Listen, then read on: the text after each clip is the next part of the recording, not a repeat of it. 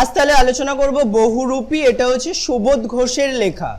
সুবোধ ঘোষ এই বহুরূপী গল্পটা লিখেছেন এবং এই বহুরূপী বলতে কি বোঝায় কোনো আইডিয়া আছে? বহুরূপী কাদেরকে বলে?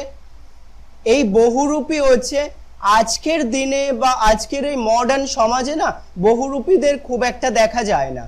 দেখা যেতে পারে, আমিও নিজে পার্সোনালি খুব কম দেখি, কিন্তু এখনো দেখা যায় শিয়ালদা স্টেশনে মাঝে মধ্যে এদের দর্শন মেলে, খুব কম আর কি দেখা যায়। বহুরূপী কারা তাহলে? ধরো আমার তোমার মতোই মানুষ, সাধারণত গ্রাম্য মানুষ এরা হয়। এরা বিভিন্ন ধরনের সাজ সাজে। কেউ ধরো শিব সাজলো, কেউ দুর্গা সাজলো, কেউ অন্যান্য, সাধারণত এরা ঠাকুর সাজে বা অন্যান্য কিছু সাজে। মানে যেমন গো অ্যাজ ইউ লাইকে আমরা বিভিন্ন জিনিস সাজতে দেখি, এরা এরকম সেজে পথে রাস্তায় ঘাটে এরা ঘুরতে থাকে এবং মানুষ এদের দেখে মুগ্ধ হয় যে এই ধরনের হঠাৎ করে শিব নেমে এসছে। এরকম ভাবে আমরা দেখতে পাই। আমির খানের ওই সিনেমাটা কি জানো? হ্যাঁ, পিকেতে ওই যে এক্স্যাক্টলি ওই সিনটা, মানে ওটা বহুরূপীর জন্য কিন্তু এক্স্যাক্ট উদাহরণ। মানে ওরাই হচ্ছে বহুরূপী এবং এরকম ভাবে সেজে ঘুরে বেড়ায় যারা, তাদেরকেই বহুরূপী বলে। মানে সিনেমাটা দিয়ে তোমরা চটপট রিলেট করে যাবে। এবং আগে মানে এখন থেকে ধরো 50 বছর 60 বছর আগে খুব দেখা যেত।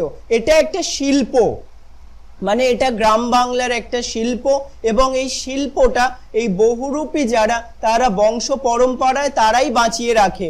মানে তারা রং মেখে, তারা ড্রেস আপ করে, তারা এরকম ভাবে শহরের রাস্তাঘাটে ঘুরতে থাকে এবং মানুষজনকে আনন্দ দিতে থাকে।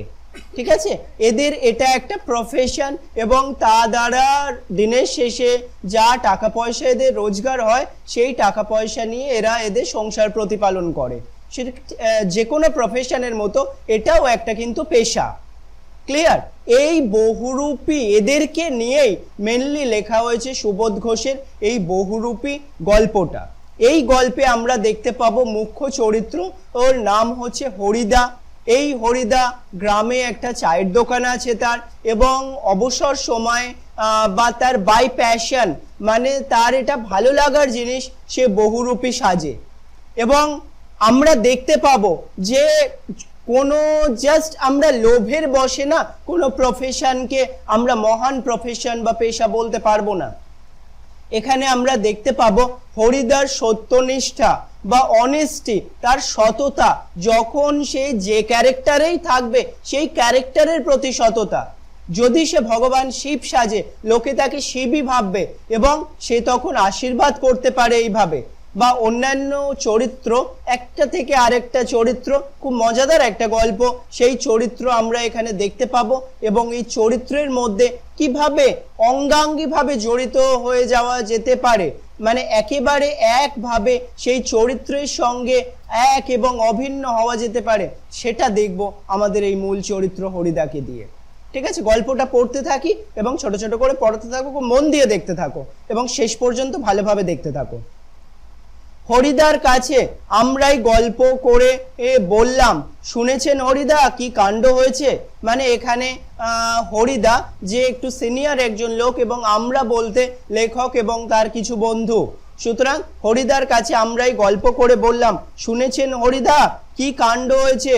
উনুনের মুখে ফুঁ দিয়ে, যেহেতু তার চায়ের দোকান, তার কাজ করতে করতে ফুঁ দিয়ে আর অনেক ধোঁয়া উড়িয়ে নিয়ে হরিদা এইবার আমাদের কথার জবাব দিলেন, না কিছুই শুনিনি। মানে হঠাৎ করে যদি বলে কেউ শুনেছেন, না শুনিনি, সহজ উত্তর তার, বললে তো শুনবো, না কেলে কি করে শুনবো। জগদীশ বাবু কি কাণ্ড করেছেন শোনেননি হরিদা। এবার লেখক এবং তার বন্ধুরা মিলে বলছেন, জগদীশ বাবু তাদেরই গ্রামের একজন মান্যগণ্য ব্যক্তি, কি করেছেন শোনেননি হরিদা। হরিদা, না রে ভাই, বড় মানুষের কাণ্ডের খবর আমি কেমন করে শুনবো। মানে যারা বড় মানুষ, বড় লোক, যাদের সম্পত্তি আছে, তাদের খবর কেমন করে শুনবো। আমাকে বলবেই বা কে, আমাকে কেই বা বলবে, এই তোরা বলছিস বলে শুনছি, নাহলে কেই বা বলবে। 7 দিন হলো এক সন্ন্যাসী এসে, এখানে গল্পের প্রথম একটা জায়গা যেখান থেকে গল্পের ঘটনার সূত্রপাত হচ্ছে। 7 দিন হলো এক সন্ন্যাসী এসে জগদীশ বাবুর বাড়িতে ছিলেন। এই জগদীশ বাবু যে এই গ্রামের একজন মাতব্বর মতো, সে তার বাড়িতে 7 দিন হলো এক সন্ন্যাসী ছিলেন, খুব উঁচু দরের সন্ন্যাসী, মানে সন্ন্যাসী হিসাবে তার অনেক নাম ডাক রয়েছে। হিমালয়ের গুহাতে থাকেন। এবং কেমন সন্ন্যাসী? তিনি হিমালয়ের গুহাতে থাকেন, সারা বছরে একটি হর্তুকি খান, কিছুই খান না, মানে তার সম্পর্কে গল্প দেওয়া রয়েছে, গল্প প্রচার করা রয়েছে। তিনি সারা বছরে একটা মাত্র হর্তুকি খান, এছাড়া আর কিছুই খান না, মানে এতই তার নাম, অসাধ্যকে সাধন করেন এরকম সন্ন্যাসী। সন্ন্যাসীর বয়স 1000 বছরেরও বেশি বলে অনেকেই মনে করে, মানে এক্সাক্ট বয়স জানা নেই, কিন্তু 1000 বছরের বেশি, মানে কয়েকটা জন্ম মানুষের হয়ে যাবে সেই সন্ন্যাসীর এতই বয়স। সেই হচ্ছে সন্ন্যাসী। সেরকম সন্ন্যাসী এসে জগদীশ বাবুর বাড়িতে 7 দিন ছিল। হরিদা, সন্ন্যাসী কি এখনো আছেন? হরিদার একটা ছোট প্রশ্ন আমরা শুনতে পেলাম যে সন্ন্যাসী কি আছেন? না, চলে গিয়েছেন। আক্ষেপ করেন হরিদা, থাকলে একবার গিয়ে পায়ের ধুলো নিতাম, থাকলে একবার পায়ের ধুলো নিতাম। এখানে হরিদা কিন্তু ওনার কাজ বা ওনার মেটেরিয়ালস খোঁজার চেষ্টা করছেন। হরিদা যেহেতু বহুরূপী, এইরকম সাজেন, সুতরাং সন্ন্যাসীর পায়ের ধুলো নেওয়া পরে, কিন্তু উনি চাইছেন সন্ন্যাসীকে একবার দেখতে, এরকম একজন সন্ন্যাসী যাকে একবার দেখতে পেলে উনিও পরবর্তী সময়ে কোনো সময় তার মতো সাজতে পারতেন, সেই জন্য চাইছিল যেতে। না, তা পেতেন না হরিদা, সে ভয়ানক দুর্লভ জিনিস, মানে তার এই পায়ের ধুলো এ তো পাওয়াই যায় না, প্যাকেটে করে যদি আলাদা রাখা হয় তবে যদি পাওয়া যায়, না হলে পায়ের ধুলো পাওয়াই যাবে না। শুধু ওই একা জগদীশ বাবু ছাড়া আর কাউকে পায়ের ধুলো নিতে দেননি সন্ন্যাসী, মানে পায়ের ধুলোর এতটাই দাম, জগদীশ বাবু যেহেতু তাকে 7 দিন রেখেছে, জগদীশ বাবু একাই পেয়েছেন পায়ের ধুলো, আর কেউই পায়ের ধুলোও পায়নি। হরিদা, কেন? জগদীশ বাবু একজোড়া কাঠের খড়মে সোনার বোল লাগিয়ে সন্ন্যাসীর পায়ে ধরলেন, মানে এত ডিমান্ডফুল সন্ন্যাসী, তার অবস্থাটা দেখো। জগদীশ বাবু একজোড়া কাঠের খড়মে সোনার বোল, মানে সোনার একটা ওই যে ওপরে বোলটা লাগিয়ে সন্ন্যাসীর পায়ের কাছে ধরলেন, তখন বাধ্য হয়ে সন্ন্যাসী পা এগিয়ে দিলেন, না হলে এগোতেনও না, মানে তার পাটা এগিয়েও তিনি দেন না। নতুন খড়ম পড়লেন, আর সেই ফাঁকে জগদীশ বাবু পায়ের ধুলো নিয়ে নিয়েছিলেন, মানে খুব বুদ্ধি করে জগদীশ বাবু এত দামি একটা জিনিস ওই এতে নিয়েছিলেন। হরিদা, বাহ, এ তো বেশ মজার ব্যাপার, মানে এরকম ব্যাপার আমরাও যেমন মজা পাচ্ছি, ওদিকে হরিদাও মজা পাচ্ছে। হ্যাঁ, তাছাড়া সন্ন্যাসীকে বিদায় দেবার সময় জগদীশ বাবু 100 টাকার একটা নোট জোর করে সন্ন্যাসীর বোলের ভিতর ফেলে দিলেন, মানে সন্ন্যাসীর যে ব্যাগ রয়েছে সেই ব্যাগের মধ্যে 100 টাকার একটা নোট ফেলে দিলেন। সন্ন্যাসী হাসলেন আর চলে গেলেন। গল্প শুনে গম্ভীর হয়ে গেলেন হরিদা, অনেকক্ষণ চুপ করে রইলেন। আমরা কি বলছি বা না বলছি সেদিকে হরিদার কোনো কান নেই। এখানে একটু লক্ষ্য করো, হরিদা এই টোটাল গল্পটা শুনে না, উনি ওনার নিজের ওয়ার্ল্ডে চলে গেলেন, কিছু যেন ভাবতে লাগলেন। ছেলের দল অনেক কিছু বলে গেল, কিন্তু হরিদা আর কিছু শুনলো না, সে তার কথাই ভাবলো, হরিদার কোনো বিষয়ে কান নেই। একটু খেয়াল করবে গল্পের মুডটা। হরিদা উনুনের আগুন তখন বেশ গনগনে হয়ে উঠেছে, জ্বলছে। হরিদার উনুনের আগুনটাও জ্বলছে। আমাদের চায়ের জন্য 1 হাঁড়ি ফুটন্ত জল নামিয়ে দিয়েই হরিদা তার ভাতের হাঁড়িটাকে উনুনে চড়ালেন, ভাতের হাঁড়ি চড়ালেন। শহরের সবচেয়ে সরু এই গলিটার ভিতরে এই ছোট্ট ঘরটাই হরিদার আর জীবনের ঘর, মানে শহরের সবচেয়ে সরু গলি, তার ভিতরে একটা ছোট্ট ঘরে হরিদা বসবাস করেন। আর আমাদের 4 জনের সকাল সন্ধ্যার আড্ডার ঘর, এই চায়ের দোকানটা হচ্ছে আমাদের সকাল সন্ধ্যার আড্ডার ঘর। চা, চিনি, দুধ আমরাই নিয়ে আসি, মানে হরিদার এই ঘরে প্রফেশনাল চায়ের দোকান নয়, কিন্তু হরিদার এই ঘরে আমরা আড্ডা দিই এবং চা খাই। হরিদা শুধু তার উনুনের আগুন আছে জল ফুটিয়ে দেন। খুবই গরিব মানুষ হরিদা। এবার হরিদার আমরা তার যে ব্যাকগ্রাউন্ড, তার যে ইকোনমিক কন্ডিশন, তার যে অর্থনৈতিক কন্ডিশন সেটা জানছি। খুবই গরিব মানুষ হরিদা, কিন্তু কাজ করতে হরিদার প্রাণের মধ্যেই যেন একটা বাধা আছে, কিন্তু তিনি অপরের কাছে কাজ করবেন না। একজন স্বাধীন মানুষ, ইচ্ছা করলে কোনো অফিসের কাজ বা কিংবা দোকানের বিক্রিওয়ালার কাজ পেয়ে যেতে পারেন হরিদা যে কোনো একটা কাজই পেতে পারেন, কিন্তু ওই ধরনের কাজ হরিদার জীবনে পছন্দ নয়। তিনি তার জীবনে পছন্দটাকেই গুরুত্ব দেন। একেবারে ঘড়ির কাঁটার সামনে সময় বেঁধে দিলে আর নিয়ম করে এ নিয়ে রোজই একটা চাকরি করে যাওয়া হরিদার পক্ষে সম্ভব নয়। মানে ঘড়ির কাঁটার সঙ্গে জীবন বেঁধে এক চাকরি করে যাওয়া হরিদার মতো স্বাধীনতা প্রেমী বা স্বাধীন চেতা একজন মানুষের পক্ষে সম্ভব নয়। তিনি কারোর অধীনে থাকতে পছন্দ করেন না। হরিদার উনুনের হাঁড়িতে অনেক সময় শুধু জল ফোটে, ভাত ফোটে না, মানে প্রত্যেক দিন ভাতও খেতে পায় না, এতটাই গরিব এই হরিদা। এই একঘেয়ে অভাবটাকে সহ্য করতে হরিদার আপত্তি নেই, কিন্তু একঘেয়ে কাজ করতে ভয়ানক আপত্তি। একঘেয়ে অভাবটাকে তার সহ্য করতে আপত্তি নেই, কিন্তু একঘেয়ে কাজ তিনি করবেন না। এটাই তার জীবনের একটা প্রিন্সিপাল, নিয়ম নীতি।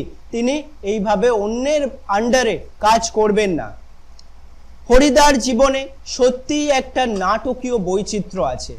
লেখক বলছেন আমাদের যে হরিদার জীবনটা আর 5 জনের মতো নয়, তার জীবনে একটা নাটকীয় বৈচিত্র্য আছে। আর সেটাই যে হরিদার জীবনের পেশা। হরিদার জীবনের পেশা নেশা সবই। হরিদা মাঝে মাঝে বহুরূপী সেজে যেটুকু রোজগার করেন তাতেই তার ভাতের হাঁড়ি দাবি মিটিয়ে দিতে চেষ্টা করেন। মানে হরিদা মাঝে মধ্যে কি করেন, বহুরূপী সাজেন। এটাই তার নেশা পেশা, এটাই তার জীবনের উদ্দেশ্য, এবং এটাই তিনি মন থেকে করেন। এবং যেটুকু রোজগার করেন তাতেই তার ভাতের হাঁড়ি যেটুকু চড়ে সেটা নিয়েই তিনি খুশি থাকেন। অল্প পাক, কিন্তু তাতে তার হ্যাপিনেস আছে। মাঝে মাঝে সত্যি এই উপোস করেন হরিদা। মানে এতটাই গরিব এই মানুষটা, মাঝে মধ্যে তাকে উপোসও করতে হয়। প্রত্যেক দিন খাওয়াও জোটে না, কারণ এই বহুরূপী সেজে কটা টাকা রোজগার হয় তার, সেই জন্যে। তারপর একদিন হঠাৎ আবার এক সকালে কিংবা সন্ধ্যায় বিচিত্র ছদ্মবেশে অপরূপ হয়ে পথে বের হয়ে পড়েন। একটা বিচিত্র ছদ্মবেশ ধরেন এবং অন্য একটা কিছু সাজেন এবং পথে বের হয়ে পড়েন। কেউ চিনতে পারে না, এতটাই তিনি নিপুণ এই কাজে যে তাকে কেউ চিনতে পারে না তিনি বহুরূপী সাজলে। যারা চিনতে পারে 1-2 আনা বকশিস দেয়, তারা 1-2 আনা বকশিস দিয়ে দেয়। যারা চিনতে পারে না তারা কিছুই দেয় না, কিংবা বিরক্ত হয়ে 2-1 পয়সা দিয়ে দেয়। এই হচ্ছে তার রোজগার। বোঝা গেল? একদিন চকের বাস স্ট্যান্ডের কাছে ঠিক দুপুর বেলাতে একটা আতঙ্কের হল্লা বেজে উঠেছিল। একদিন চকের একটা বাস স্ট্যান্ডের সামনে দুপুর বেলাতে একটা আতঙ্কের হল্লা বা হই হুল্লোড় বেজে উঠেছিল। একটা উন্মাদ একটা পাগলকে রাস্তায় দেখা গেছিল। তার মুখ থেকে লালা ঝরে পড়ছে, চোখ দুটো কটকটে লাল, তার কোমরে একটা ছেঁড়া কম্বল। সাজটা দেখো, চোখ দুটো কটকটে লাল, তার কোমরে ছেঁড়া কম্বল জড়ানো, গলায় টিনের কৌটোর একটা মালা। মানে একদম এক্স্যাক্টলি একটা পাগলের সাজ। পাগল ওল্টা একটা থান ইট হাতে তুলে নিয়ে বাসের উপরে বসা যাত্রীদের দিকে তেড়ে যাচ্ছে। তার অ্যাক্টিভিটিও চেঞ্জ হতে থাকে। যখন তিনি পাগল সেজেছেন, এই রকম তো অদ্ভুত একটা সাজ, এবং সঙ্গে পাগলরা যা করে, থান ইট নিয়ে বাসের লোকের যারা লোক রয়েছে তাদেরকে মারতে যাচ্ছে। চেঁচিয়ে উঠেছে যাত্রীরা, 2-1 পয়সাও ফেলে দিচ্ছে। খুব মজাদার একটা ঘটনা। তারা 2-1 পয়সা দিচ্ছে কারণ এই বহুরূপী, যার অনন্য সাধারণ একটা সাজ। একটু পরেই বাসের ড্রাইভার কাশীনাথ ধমক দেয়, খুব হয়েছে হরি, এইবার সরে পড়ো, অন্যদিকে যাও। মানে বাসের যে ড্রাইভার, কারণ গ্রাম্য অঞ্চল সবাই সবাইকে চেনে, ছোট্ট অঞ্চল, সেই জন্য বাসের ড্রাইভার কাশীনাথ ধমক দেয়, খুব হয়েছে হরি, এবার সরে পড়ো, অন্যদিকে যাও। এটা কি একটা বহুরূপী! বাসের যাত্রীরা কেউ হাসে, তখন যাত্রীরা বোঝে যে এটা বহুরূপী। কেউ বা বেশ বিরক্ত হয়, কেউ আবার বেশ বিস্মিত, কেউ আবার অদ্ভুত আশ্চর্য হয় যে এটাও হতে পারে, সত্যিই খুব চমৎকার পাগল সাজতে পেরেছে তো লোকটা দারুণ সেজেছে, এটা জেনে প্রশংসাও করে। হরিদার জীবন এই রকম বহু রূপের খেলা দেখিয়েই এরকম চলে যাচ্ছে। বহু রূপের খেলা তিনি দেখান বারে বারে। এই শহরের জীবনের মাঝে মাঝে বেশ চমৎকার ঘটনা সৃষ্টি করেন বহুরূপী হরিদা। মানে এই সিরিয়াস বা এই প্রত্যেকে নিজের কাজে যেখানে ব্যস্ত, সেই শহরের মাঝখানে তিনি এরকম মানে মন মাতানো কিছু কমেডি বা কিছু হাস্যকর খোরাক মানুষের মধ্যে যোগান দেন। সন্ধ্যার আলো সবেমাত্র জ্বলেছে। দোকানে দোকানে লোকজনের ব্যস্ততা আর মুখরতায় জমে উঠেছে। যেদিনের গল্প বলা হচ্ছে সেই দিন সন্ধ্যার আলো জ্বলেছে এবং প্রত্যেক মানুষ নিজের নিজের কাজের ব্যস্ত মুখরতায় জমে উঠেছে শহর। হঠাৎ পথের উপরে দিয়ে ঘুঙুরের মিষ্টি শব্দ, একটা ঘুঙুর মানে ঘুঙুর পড়া রয়েছে, মিষ্টি একটা শব্দ রুমঝুম করে বেজে বেজে চলে যেতে থাকে। এক রূপসী বাইজি প্রায় নাচতে নাচতে চলে যাচ্ছে। শহরে যারা নতুন এসেছে তারা দুই চোখ বড় বড় করে তাকিয়ে থাকে, কিন্তু দোকানদার হেসে ফেলে। হরির কাণ্ড, মানে তিনি এবার একটা বাইজি সেজেছেন। এটা একটা বহুরূপী নাকি? কারো কারো মুখে মুগ্ধ চোখের মোহভঙ্গ হয় আর বেশ একটু হতাশ স্বরে প্রশ্ন করে ওঠে। কেউ কেউ প্রশ্ন করে যে এটা কি একটা বহুরূপী? এটাও সম্ভব এই অদ্ভুত একটা সাজ? বাইজির ছদ্মবেশে সেদিন হরিদার রোজগার মন্দ হয়নি। মোট 8 টাকা 10 আনা পেয়েছিলেন। এই ছদ্মবেশে তিনি বেশ টাকা রোজগার করেছিলেন। আমরাও দেখেছিলাম একটা দোকানের সামনে গিয়ে দাঁড়াচ্ছে সেই রূপসী বাইজি, মুচকি হেসে আর চোখ টিপে একটা ফুল সাজি এগিয়ে দিচ্ছে। দোকানদার হেসে ফেলে আর একটা সিকি তুলে নিয়ে বাইজির হাতের ফুল সাজির মধ্যে ফেলে দিচ্ছে। মানে তার এই সাজটা যথেষ্ট রকম লোকে ভালোবেসেছিল। কোনোদিন বাউল, কোনোদিন কাপালি, কখনো বোচকা কাঁধে বুড়ো কাবলিওয়ালা। মানে কোনোদিন কাপালি, কোনোদিন বাউল কাবলিওয়ালা, কখনো হ্যাট কোট ওট প্যান্টালুন পরা ফিরিঙ্গি কিরামিন সাহেব। এই বিভিন্ন তার সাজ। এই সাজ সেজে চলে একবার পুলিশ সেজে দয়াল বাবুর লিচু বাগানের ভিতরে দাঁড়িয়েছিলেন হরিদা। মানে দয়াল বাবু একজন লোক, তার লিচু বাগানের মধ্যে দাঁড়িয়েছিলেন। স্কুলের 4টে ছেলেকে ধরেছিলেন, ভয়ে কেঁদে ফেলেছিল ছেলেগুলো। মানে এতটাই রিয়েলিস্টিক, এতটাই বাস্তবের মতো তার সাজগুলো হয় যে প্রত্যেকে তাকে সাজগুলো বিশ্বাস করে, আর এটাই তার সফলতা। আর স্কুলের মাস্টার এসে সেই নকল পুলিশের কাছে ক্ষমা চেয়েছিল এবং স্কুলের মাস্টার ক্ষমা পর্যন্ত চেয়েছিল, এবারের মতো মাফ করে দিন ওদের। কিন্তু 8 আনা ঘুষ নিয়ে তারপর মাস্টারের অনুরোধ রক্ষা করেছিলেন সেই নকল পুলিশ হরিদা। কারণ দেখো, পুলিশ যখন সেজেছিল না, পুলিশ তো ঘুষ নেয়, সুতরাং তিনি ঘুষ নিয়েছিলেন এবং তবে ওই ছেলেগুলোকে ছেড়েছিলেন। এটা কিন্তু তার প্রফেশনের একটা উসুল বলতে পারো।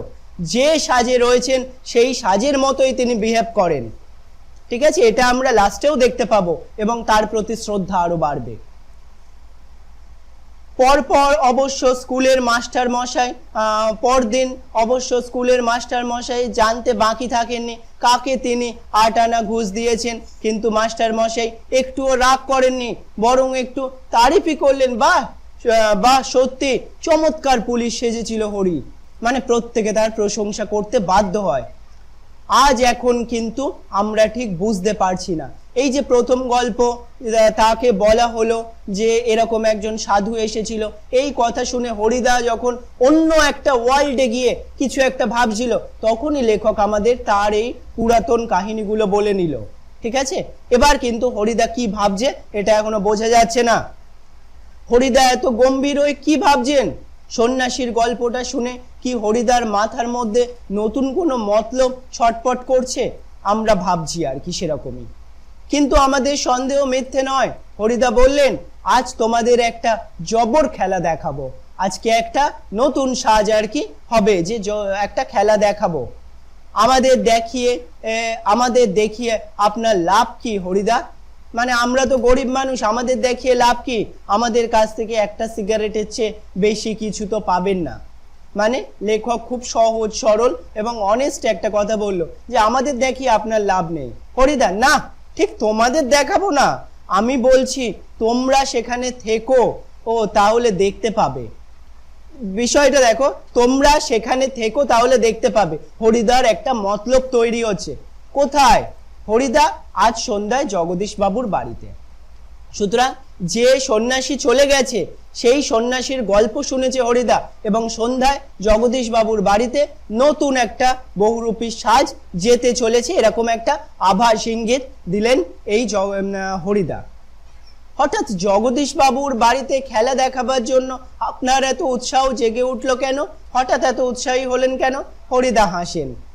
মোটা মতন কিছু আদায় করে নেব, বুঝতেই তো পারছো পুরো দিনটা রূপ ধরে ঘুরে বেরিয়ে 2-3 টাকার বেশি হয় না। একবার বাইজি সেজে অবশ্য কিছু বেশি পাওয়া গিয়েছিল, কিন্তু ওতেই বা কি হবে, কিন্তু ওই টাকাতেই বা কি হয়? ঠিকই বলেছেন হরিদা, সপ্তাহে বড় জোর একটা দিন বহুরূপী সেজে পথে বের হন হরিদা, কিন্তু তাতে 7 দিনের পেট চালাবার মতো রোজগার হয় না। একদিনের সাজ 7 দিনের রোজগার হয় না। হরিদা বলেন, না, এবার আর কাঙালের মতো হাত পেতে বকশিস নেওয়া নয়, এবার মারি তো হাতি, লুটি তো ভান্ডার। মানে মারলে হাতি মারবো, নাহলে লুটলে ভান্ডার লুটবো। একবারেই এই যা ঝোলে নেব তাতে আমার সারা বছর চলে যাবে, মানে একবারেই যা পাবো সারা বছর চলে যাবে, এরকম একটা আর কি প্ল্যান করছেন তিনি। কিন্তু সে কি করে সম্ভব? কিন্তু কিভাবে সম্ভব? কিভাবে এত টাকা পাবেন? জগদীশ বাবু ধনী মানুষ বটেন, কিন্তু বেশ কৃপণ মানুষ। জগদীশ বাবু কাউকে টাকা দেন না এমনিতে।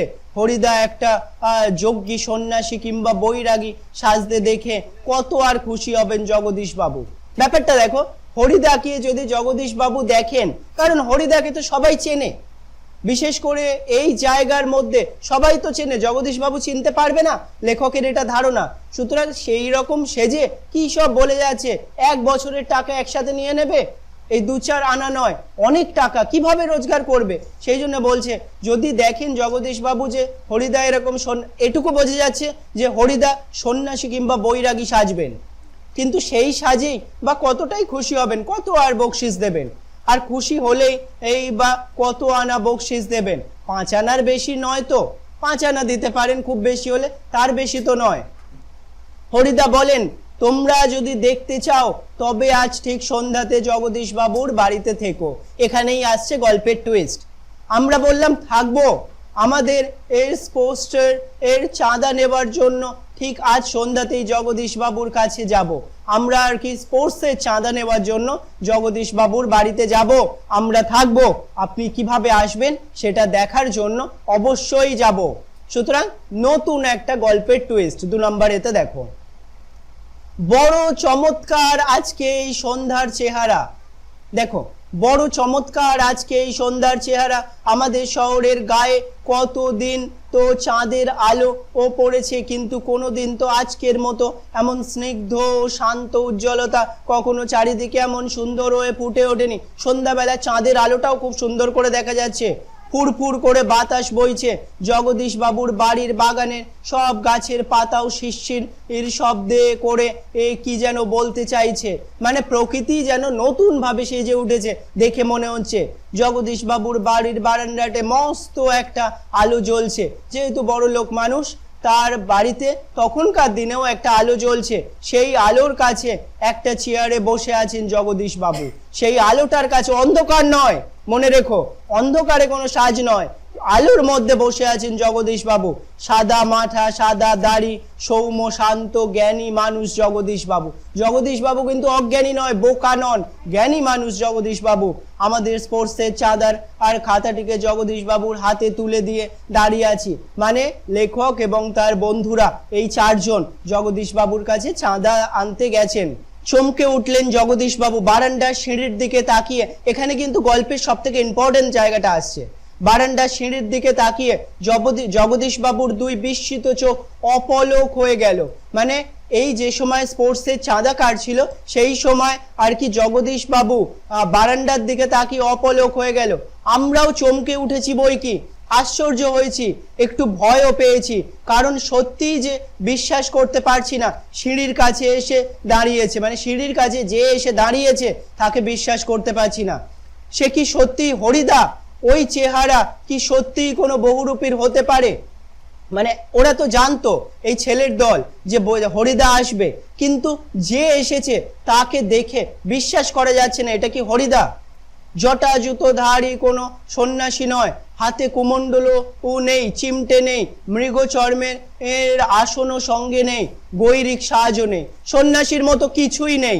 আদুর গা, মানে যার খালি গা, তার উপর একটা ধবধবে সাদা উত্তরীয়, পরনে ছোট বাহারের এর একটি ধবধবে থান, মানে একটা উত্তরীয় নেওয়া রয়েছে, একটা ছোট্ট থান, মাথায় ফুরফুর করে উঠছে শুকনো সাদা চুল মাথায় উঠছে কি শুকনো সাদা চুল, ধুলো মাখা পা, হাতে একটা ঝোলা, সেই ঝোলার ভিতরে শুধু একটা বই, গীতা, মানে ঝোলার ভিতরে কি রয়েছে, একটা গীতা। গীতা বের করে কি যেন দেখলেন এই আগন্তুক, গীতাটা বের করে মানে ওই বইটা বের করে কি দেখলো এই আগন্তুক, তারপর নিজের মনেই হাসলেন। আগন্তুক এই মানুষটি যেন এই জগতের সীমার ওপার থেকে হেঁটে হেঁটে চলে এসেছেন, মানে এই মানুষটা যেন অন্য কোনো জগৎ থেকে এসেছেন। শীর্ণ শরীরটাকে প্রায় অশরীরীর একটা চেহারা বলে মনে হচ্ছে, শীর্ণ শরীর যাকে মনে হচ্ছে অশরীরীর একটা চেহারা। কি অদ্ভুত উন্মাদ শান্ত উজ্জ্বল একটা দৃষ্টি এই আগন্তুকের চোখে যেন ঝরে ঝরে পড়ছে, তার দৃষ্টিটাও অদ্ভুত ধরনের। উঠে দাঁড়ালেন জগদীশ বাবু, আসুন। আগন্তুক হাসেন, আপনি কি ভগবানের চেয়েও বড়? আগন্তুক তাকে বললেন যে আপনি ভগবানের চেয়েও বড়। জগদীশ বাবু কিছু ভেবে বলেন, আপনি এ কথা কেন বলছেন মহারাজ? আমি মহারাজ নই, আমি এই সৃষ্টির এক কণা ধুলি। মানে আমি কোনো মহারাজ টহারাজ নই, আমি একটা ধুলি কণার সমান। কিন্তু আপনি বোধ হয় 11 লক্ষ টাকার সম্পত্তির অহংকারে নিজেকে ভগবানের চেয়েও বড় মনে করেন। কিন্তু আপনি নিজেকে এত বড় মনে করেন, তাই ওখানেই দাঁড়িয়ে আছেন, নেমে আসতে পারছেন না। মানে আমি এখানে এসেছি, আমি খুব নগণ্য, কিন্তু আপনি নিজেকে ভগবানের থেকেও বড় মনে করছেন। 11 লক্ষ টাকার সম্পত্তি হয়তো আছে, এক্সাক্ট তার সম্পত্তির সংখ্যা বলছেন, যেটা খুব অসম্ভব। সুতরাং আপনি নেমেও আসতে পারছেন না। সেই মুহূর্তে সিঁড়ি ধরে নেমে যান জগদীশ বাবু, আমার অপরাধ হয়েছে, আপনি রাগ করবেন না। আগন্তুক অবাক আবার হাসেন, আমি বিরাগী, রাগ নামে কোনো রিপু আমার নেই, ছিল একদিন, সেটা পূর্বজন্মের কথা। মানে অদ্ভুত ধরনের কথা বলছে, রাগ নেই এখন আমার কাছে, রাগ ছিল পূর্বজন্মের কথা। জগদীশ বাবু বলুন এখন আপনাকে কিভাবে সেবা করব। জগদীশ বাবু বললেন কি, বলুন এখন আপনাকে কিভাবে আমি সেবা করব। বিরাগী বলেন, ঠান্ডা জল চাই, আর কিছু চাই না, শুধু জল দিন, আর কিছু চাই না। ঠান্ডা জল খেয়ে নিয়ে হাঁপ ছাড়েন বিরাগী, মানে বহু দূর থেকে যেন উনি এসেছেন। এদিকে ভবতোষ আমার কানে এর কাছে ফিস ফিস করে, মানে ভবতোষ আমাদেরই দলের একজন, মানে লেখকদের দলের, ফিস ফিস করে, না না হরিদা না, হতেই পারে না, অসম্ভব, হরিদার গলার স্বর এরকম নয়। মানে ব্যাপারটা দেখো, এই চেনা মানুষগুলো তার গলার স্বর অদ্ভুত রকমের চেঞ্জ হয়ে গেছে। যদি এটা হরিদা হয় তাহলে কিন্তু অদ্ভুত চেঞ্জ তার গলায়। বিরাগী বলেন, পরম সুখ কাকে বলে জানেন? অদ্ভুত ধরনের কথা বলছেন, মানে যে কথাগুলো সন্ন্যাসীরাই বলতে পারেন, সাধারণ মানুষ, অন্তত একজন সাধারণ না খেতে পাওয়া মানুষ এই কথা বলতে পারেন না। পরম সুখ কাকে বলে জানেন? সব সুখের বন্ধন থেকে মুক্ত হয়ে যাওয়া। মানে কথাগুলো জ্ঞানের কথা বলছেন তিনি। এটা তো ক্যারেক্টারে আসা, যে ক্যারেক্টারে রয়েছে সে ক্যারেক্টার প্লে করা, এবং এটা এমন কোনো কিছু নয় সিনেমার ডায়লগ বলছেন, উনি ইনস্ট্যান্ট বলছেন। সব সুখের বন্ধন থেকে মুক্ত হয়ে যাওয়া। ভবতোষের কানের কাছে মুখ এগিয়ে দিয়ে অনাদি বলে, আরেকজন, শুনছো তো, এসব ভাষা কি হরিদার মুখের ভাষা হতে পারে? মানে এখানে তারাও কনফিউজ যে হরিদা একজন সাধারণ লোক এসব কথা বলতে পারেন, এ তো সাধু সন্ন্যাসীদের ভাষা। জগদীশ বাবু ততক্ষণে সিঁড়ির উপর বসে পড়েছেন, মানে অদ্ভুতভাবে মোহিত হয়ে গেছেন। বোধ হয় বিরাগীর পা স্পর্শ করার জন্য তার হাত দুটো ছটপট করতে শুরু করেছে। জগদীশ বাবু বলেন, আমার এখানে কয়েকটা দিন থাকুন বিরাগীজি, আপনার আর কাছে এটা আমার প্রাণের অনুরোধ, মানে এটা আমার প্রাণের অনুরোধ। 2 হাত জোর করে বিরাগীর মুখের দিকে তাকিয়ে থাকেন জগদীশ বাবু, 2 হাত জোর করে আর কি সেই বিরাগীর দিকে তাকিয়ে থাকেন জগদীশ বাবু। বিরাগী হাসেন, বাইরে খোলা আকাশ থাকতে আর ধরিত্রীর মাটিতে স্থান থাকতে আমি এই বিষয়ের দালান বাড়ির ঘরে থাকবো কেন বলতে পারেন? মানে বাইরে খোলা আকাশ এবং ধরিত্রী রয়েছে, তাহলে আমি কেন তোমার এই সম্পত্তির মধ্যে থাকবো? বিরাগীজি, জগদীশ বাবুর গলায় আর স্বরের আবেদনের করুণ ছলছল করে। বিরাগী বলেন, না, আপনার এখানে জল খেয়েছি, এটি যথেষ্ট। পরমাত্মা আপনার কল্যাণ করুন, কিন্তু আপনার এখানে থাকা আমার পক্ষে সম্ভব নয়। জগদীশ বাবু, তবে অন্তত একটু কিছু আজ্ঞা করুন, যদি আপনাকে কোনো মানে কিছু বলতে চাইছেন, কোনো কিছু দিতে পারি বা ডট ডট ডট। বিরাগী, না না, আমি আমি যার কাছে পড়ে আছি তিনি আপনার চেয়ে কিছু কম নয়। মানে আমি যার কাছে আছি মানে ভগবান আপনার চেয়ে কিছু কম নয়, কাজেই আপনার কাছে আমার তো কিছু চাইবার দরকার হয় না। জগদীশ বাবু, তবে কিছু উপদেশ শুনিয়ে যান বিরাগীজি, নইলে আমি শান্তি পাবো না। বিরাগী, ধন জন যৌবন কিছুই নয় জগদীশ বাবু, ওসব হলো সুন্দর সুন্দর একটি বঞ্চনা। মন প্রাণের সব আকাঙ্ক্ষা নিয়ে শুধু সেই একজনের আপন হতে চেষ্টা করুন। মানে এখানে ভগবানের বাণী শোনাচ্ছে, যাকে পেলে সব সৃষ্টির সব ঐশ্বর্য পাওয়া হয়ে যায়। আচ্ছা আমি চলি, মানে ভগবানকে খুঁজতে চেষ্টা করুন। জগদীশ বাবু বলেন, আপনি একটা মিনিট থাকুন বিরাগীজি। সিঁড়ির উপরে অচঞ্চল হয়ে একটা মিনিট দাঁড়িয়ে রইলেন বিরাগী, মানে কোনো চঞ্চলতা তার মধ্যে নেই, কারণ সন্ন্যাসীদের মধ্যে চঞ্চলতা থাকে না, তারা সমস্ত রিপুর ঊর্ধ্বে। সুতরাং এইভাবেই রইলেন।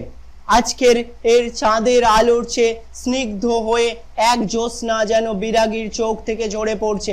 চাঁদের আলোর থেকেও স্নিগ্ধ, এত শান্ত ভাব, মানে এটা হয়তো হরিদা হতেই পারে না, অন্য কোনো হয়তো এরকম বিরাগী এসেছেন। ভবতোষ ফিসফিস করে, না না, ওই চোখ কি হরিদার চোখ হতে পারে? অসম্ভব, এটা সম্ভবই না। জগদীশ বাবুর হাতে একটা থলি, থলির ভিতরে নোটের তারা। বিরাগীর পায়ের কাছে থলিটাকে রেখে দিয়ে ব্যাকুল স্বরে প্রার্থনা করেন জগদীশ বাবু। ওই নোটের তারাটা রেখে দিয়ে জগদীশ বাবু প্রার্থনা করেন, এই প্রণামী, এই সামান্য 100 টাকা গ্রহণ করে আমাকে শান্তি দান করুন বিরাগীজি। আপনার তীর্থ ভ্রমণের জন্য এই টাকা আমি দিলাম। মানে ওই বিরাগীর পায়ের কাছে 100 টাকার নোট, তখনকার দিনে এইভাবে টাকা নয়, নোট বান্ডিল থাকতো 100 টাকার। সুতরাং সেটা রেখে দিল, কিন্তু সেটা তার পায়ের সামনে রেখে দিল, বলল আপনার তীর্থ ভ্রমণের খরচ, এটা নিলে জগদীশ বাবু খুশি হবেন। বিরাগী হাসেন, আমার বুকের ভিতরেই যে সব তীর্থ, আমার বুকের ভিতরে তীর্থ আছে, তুমি আমায় কি তীর্থ দর্শন করাবেন? ভ্রমণ করে দেখবার কোনো দরকার হয় না। জগদীশ বাবু, আমার অনুরোধ বিরাগীজি, মানে এই টাকাটা নিন। বিরাগী বলেন, আমি যেমন অনায়াসে ধুলো মারিয়ে চলে যেতে পারি, তেমনি অনায়াসেও সোনা মারিয়ে চলে যেতে পারি। কতটা কনফিডেন্স দেখো।